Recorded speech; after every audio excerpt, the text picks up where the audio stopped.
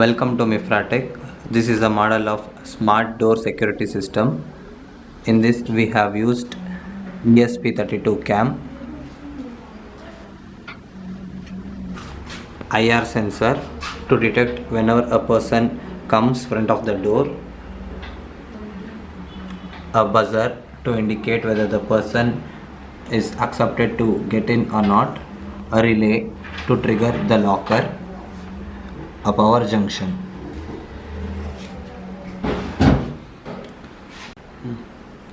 Let's see the working. Whenever the person comes, IR sensor detects and sends the message to Blink app that saying someone is here, and the image will be captured.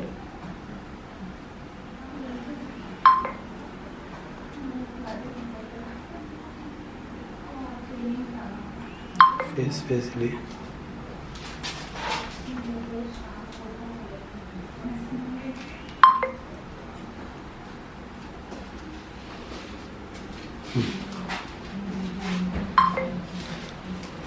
So after seeing the person through the image, you can let them in.